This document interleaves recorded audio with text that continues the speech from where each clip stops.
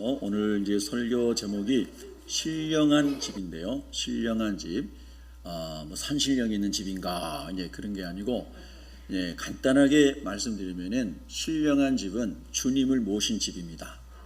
할렐루야. 주님이 우리 안에 모셔지고, 주님이 여러분의 가정에 모셔지고, 주님이 우리 새비교회에 모셔지고, 주님이 우리 대한민국에 모셔지고, 주님이 열방에 모셔지고, 주님이 마지막에 천국으로 우리 주님의 신부들 신령한 집으로 잘 준비된 사람들을 전부 초대하셔서 천국에서 영원히 누리는 그 집도 신령한 집입니다. 우리 예수님이 왕이시고 우리 예수님이 우리를 통치하시고 우리가 주님과 함께 왕노릇하는 신령한 집인 천국에 우리가 이르게 될 줄로 믿습니다. 오늘 어린 아이들의 찬양을 우리가 함께 하나님께 올려드리면서 이런 생각이 들었어요. 어른들은 예수님을 믿을 때에 논리를 따지고 뭘 따지고 이렇게 따지는 게 참 많습니다. 그런데 어린 아이들은 예수님께서 말씀하실 때에 있는 그대로 받아들였잖아요. 그래서 오히려 똑똑하고 지성인이었던 유대의 지도자들은 많이 예수님을 믿지 않고 거부했는데, 예수님이 하신 말씀과 하신 일들을 보고 그대로 받아들인 어린아이들은 너무너무 쉽게 예수님을 믿을 수가 있었던 거죠. 그래서 예수님께서 우리 그 당시의 유대 지도자들 어른들에게 어린아이와 같이 되라 그렇게 말씀하신 거잖아요.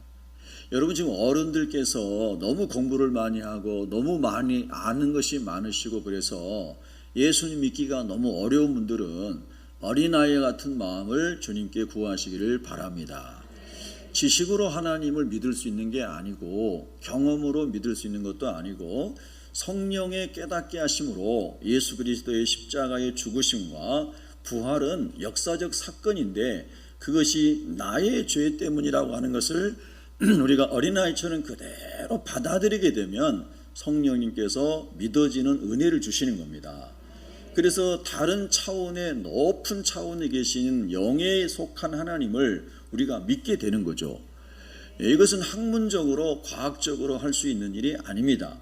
과학이 발전하면 발전할수록 하나님이 하신 일들에 대한 것을 하나하나 발견해 갈 수는 있지만 그런 하나님이 하신 일을 과학이 다 증명할 수도 없을 뿐더러 과학이 할 수도 없다는 것이죠.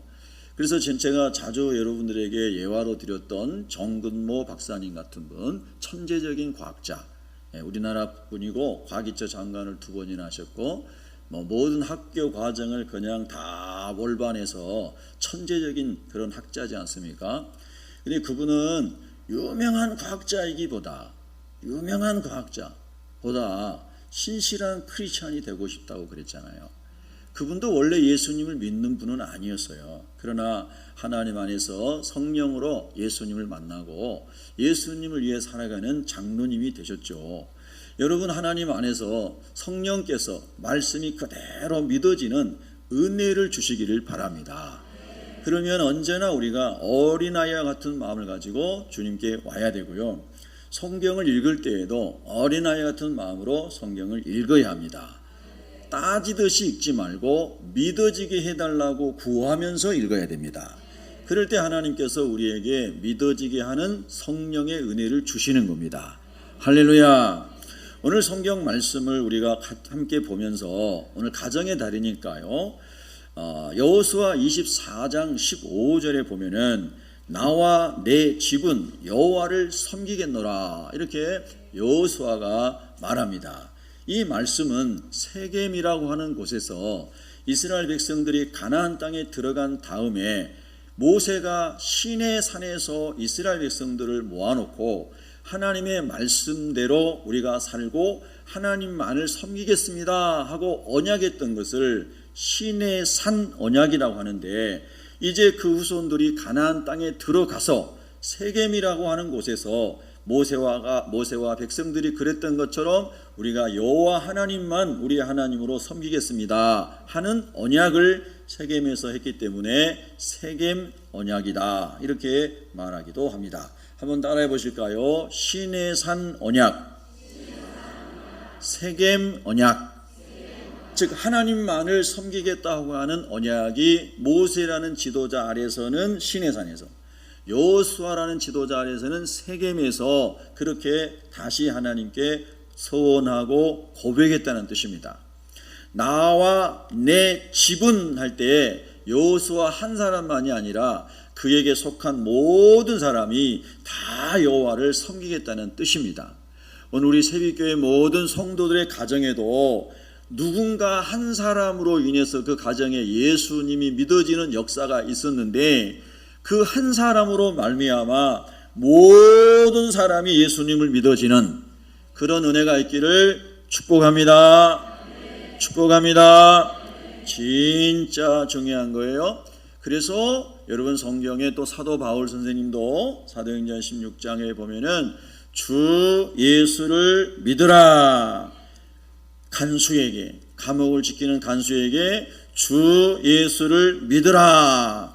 그리하면 너와 네 집이, 네 가정이 구원을 얻으리라. 할렐루야. 그 말을 듣고 간수가 예수님을 믿고 자기 식구들을 다 불러 모아놓고 바울 선생님을 초청해서 우리에게 예수님을 알려주세요. 우리 가족들에게도 다 알려주세요. 그래서 사도 바울 선생님께서 예수 그리스도께서 십자가에 죽으신 것은 우리의 죄를 다 용서해 주시기 위하여 속죄 제물로 죽으셨습니다. 그리고 예수님은 3일 만에 부활하셔서 사망 권세를 이기셨습니다. 예수님은 하나님이십니다.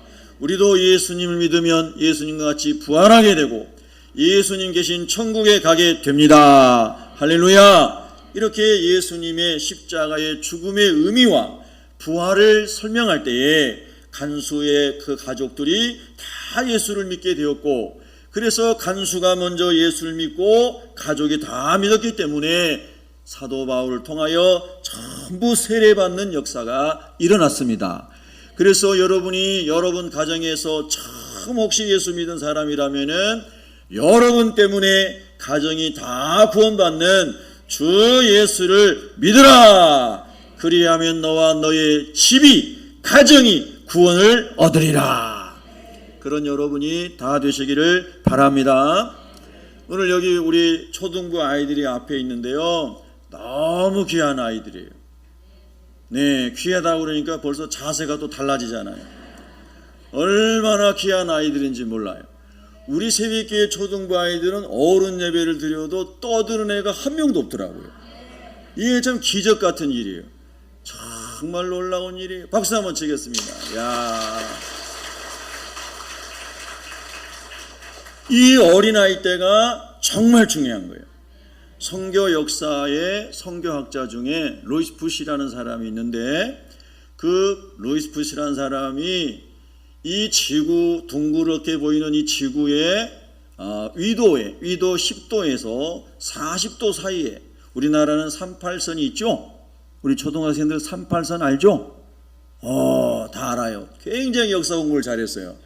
38선을 다 안다니까요. 예, 그런 것처럼 위도의 10도에서 40도 사이에 지구를 이렇게 둘러보면 이슬람, 힌두, 불교, 사회주의, 공산주의 국가, 이런 예수님을 안 믿는 나라와 민족들이 쫙 거기에 중심되어 있어요.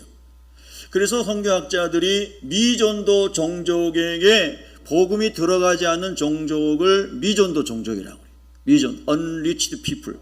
미전도 종족들에게 예수 그리스도의 복음을 집중적으로 전하려고 하는데, 보니까 이 40도 사이에 있는 그 지역에 집중되어 있는 거예요. 그래서 40창이라고 하는 선교 용어를 만들었어요. 그 선교사님들을 선교지에 파송할 때 이 40창문 안에 있는 많은 타종교권의 선교사님들을 집중적으로 보내기 시작한 거예요.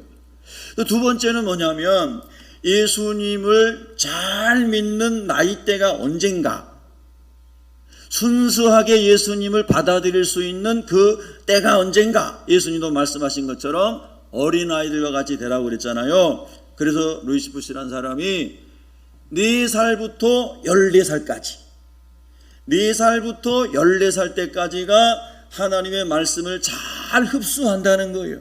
스폰지처럼. 그래서 이제 나이로는 4살부터 14살까지 그때 있는 아이들을 집중적으로 전도하자.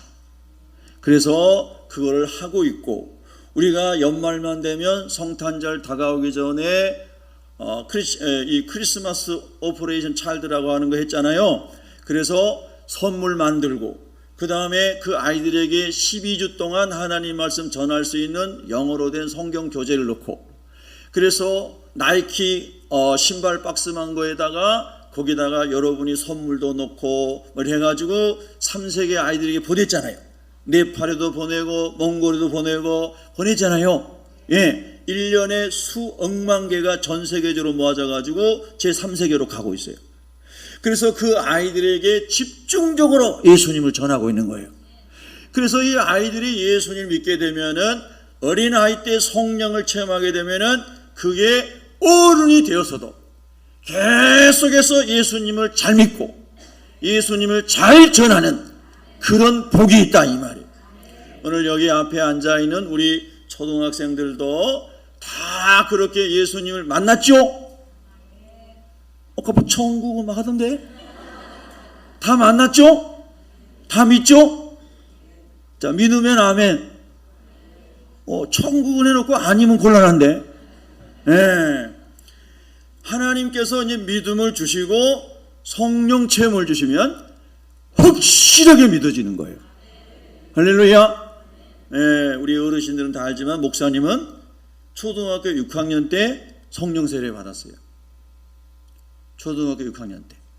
그래서 초등학교 6학년 때부터 새벽 기도 다녔어요. 새벽 3시에 일어나가지고 4시 예배에 참석을 했어요.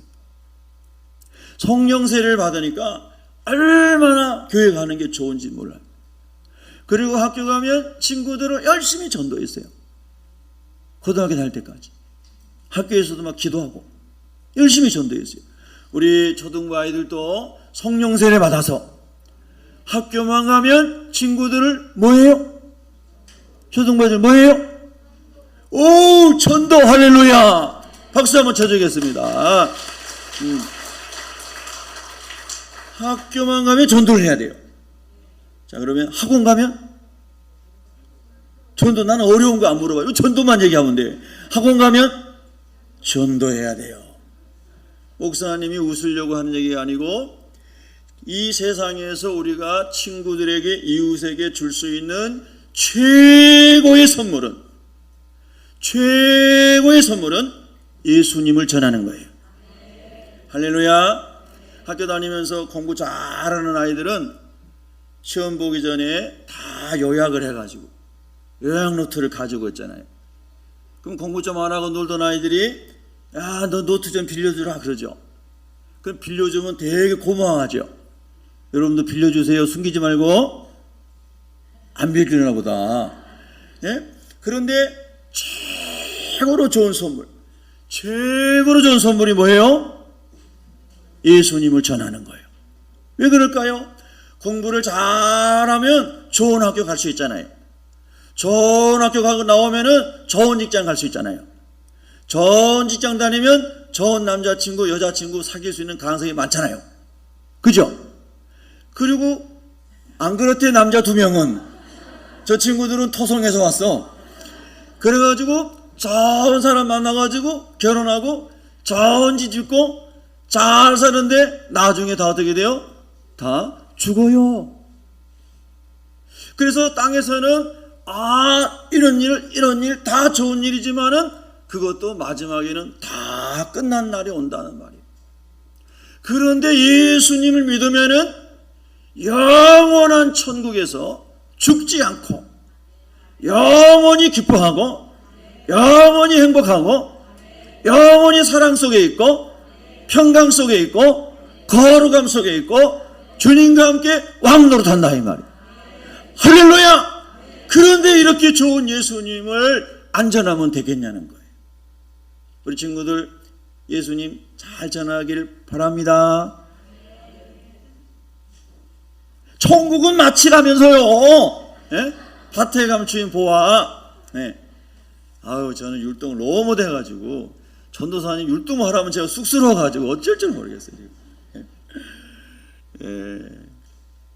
여러분, 예수님께서 이렇게 쉽게 천국을 당시의 사람들에게 알려주셨어요. 예수님이 어렵게 논리학적으로 철학적으로 가르쳐준 게 아니에요. 여러분, 하나님의 말씀이 가장 쉽게 믿어질 수 있는 것은 사도행전 17장 31절에 주님이 말씀하시기를 부활하신 분은, 죽음을 이기고 부활하신 분은 누구밖에 없어요? 예수님밖에 없는 거예요. 모든 사람은, 어떤 철학자도 어떤 종교의 교주도 다 육신과 영혼이 분리되는 죽음으로 가는데, 그 죽음을 이기고 생명으로 부활하신 분은 누구밖에 없어요? 예수님밖에 없는 거예요. 그러면 예수님을 믿어야 우리도 예수님처럼 부활하게 되고, 예수님께서 내가 너희를 위하여 거처를, 처소를, 집을 예비하러 가는데 그것이 준비되면 너희를 나 있는 곳에 데리고 가겠다. 할렐루야. 아멘. 얼마나 좋으냐 이 말이에요. 어린아이들 이해가 돼야 안 돼요? 이해가 안 돼요? 믿어져요?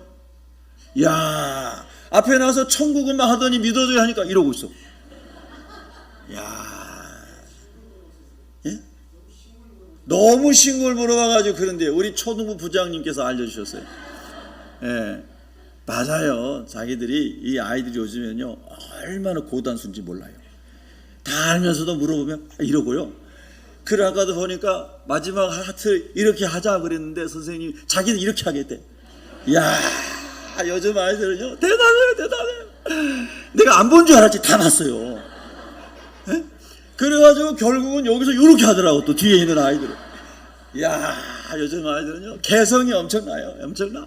그러니까 말을 고지고대로 믿어 속으로 다 믿어요. 예. 할렐루야. 여러분, 정말 예수님이 믿어지면은 너무너무 행복한 거예요. 여러분, 요즘에도 땅에 살면서 얼마나 눈물을 맞고 힘든 일이 많아요. 예? 그런데 요한복음 14장 1절에 보니까 주님이 하나님을 믿어, 예수님을 믿어, 그러면 걱정할 일이 없어, 근심할 일이 없어. 할렐루야. 왜? 우리가 다 언젠가는 죽는데 예수 믿는 사람은 어디로 가요? 천국에 가니까. 야, 오늘 우리 엄마 할아버지들께서 저 태안에 국제 튤립 꽃박람회 다녀오신 꽃밭 봤죠? 우리 어린이들 봤죠? 이거 틀릴 때 다 눈 감고 있었어요? 봤잖아요. 예. 얼마나 꽃밭이 아름다워요. 아름답죠? 그런데 가본 사람은 여러분이 눈으로 본 것 말고 또 느낀 게 있어요. 뭘까요? 향기, 꽃향기. 야, 천국은 완전히 꽃동산이야. 아멘. 그냥 세상에서 표현할 수 없는 너무너무 아름다운 것이 가득한 곳이 천국이에요. 그래서 찬송가 중에 그런 게 있어요. 샤론의 꽃밭 예수. 저 이스라엘 가면은 샤론 평야가 있어요. 목사님 2번 가봤거든요. 그 샤론 평야는 엄청 넓어요. 근데 거기에 뭐 아네모네부터 시작해가지고 꽃이 쫙 피는 거 보면요 너무너무 장관해요. 근데 이스라엘 사람들이 그걸 보면서 하나님의 나라를 그걸 생각한 거예요. 하나님의 나라 가면 지상에서 우리가 보았던 하나님이 창조하신 그 어떤 피조물보다도 더 아름답고 향기나고 존귀한 것들이 가득한 곳이 천국이라는 거예요. 할렐루야. 그런데 가야 되잖아요. 어떻게 하면 갈 수 있어요? 예수님을 구세주로 믿으면 가는 거예요. 할렐루야. 오늘 여기 오신 여러분 모두가 다 신령한 집이신 하나님 자신이신 예수 그리스도를 우리 마음의 구주로 모셔드리기를 주님의 이름으로 축복합니다. 그래서 나와 내 집은 오직 여호와만을, 오직 예수 그리스도만을 구주로 믿고 삶의 주인으로 믿고 그분이 내 안에 오셔서 그분의 말씀이 나를 인도하는, 성령이 나를 인도하는 그런 삶을 살겠습니다. 이렇게 결단한 것이 여호수아와 이스라엘 백성들의 세겜 언약인 거예요.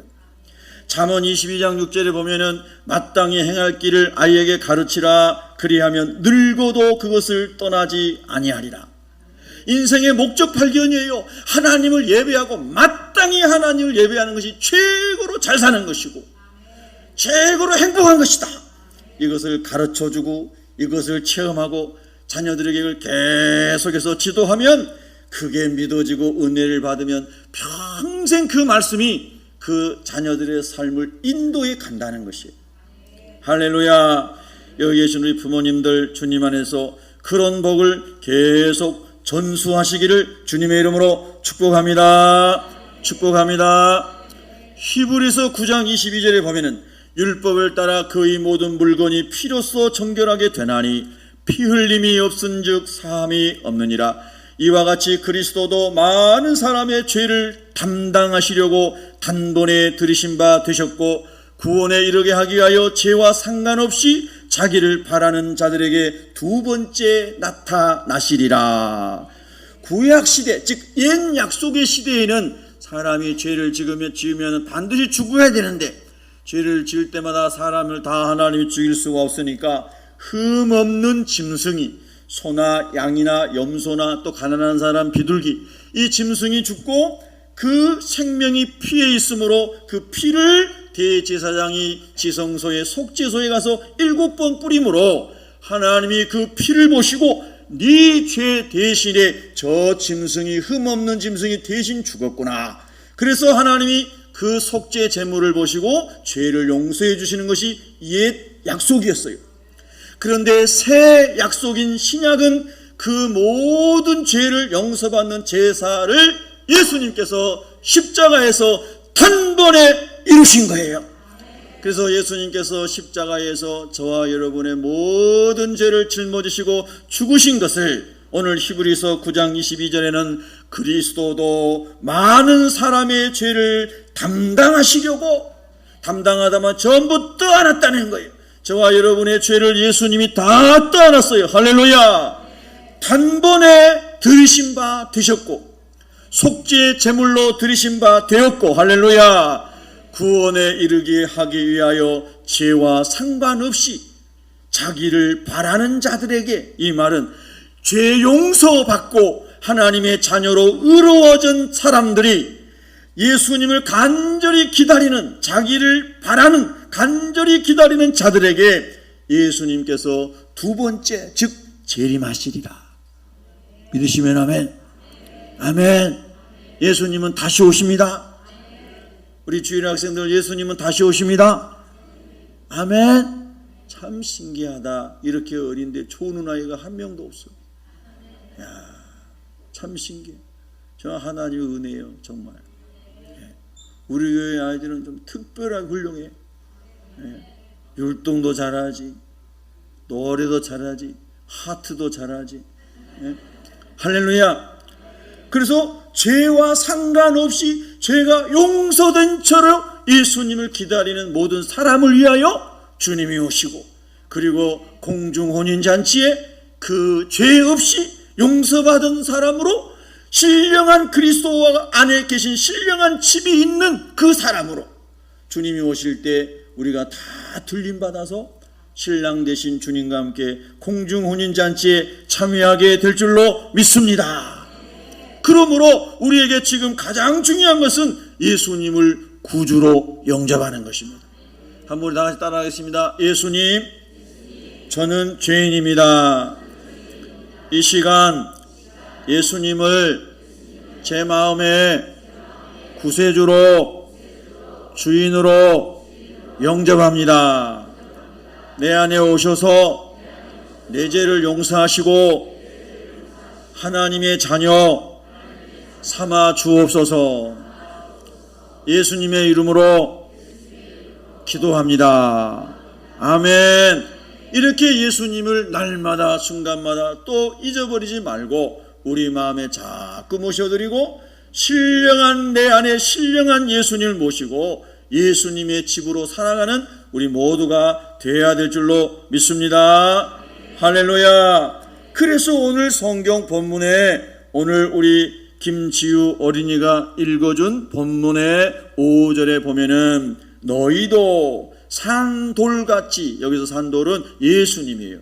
예수님이 반석이거든요. 근데 예수님이 생명이시거든요. 산돌같이 신령한 집으로, 예수님의 몸으로, 예수님이 거하시는 성전으로 너희가 세워지고 예수 그리스도로 말미암아 하나님이 기쁘시게 받으실 신령한 제사를 드릴 거룩한 제사장이 될지니라. 할렐루야.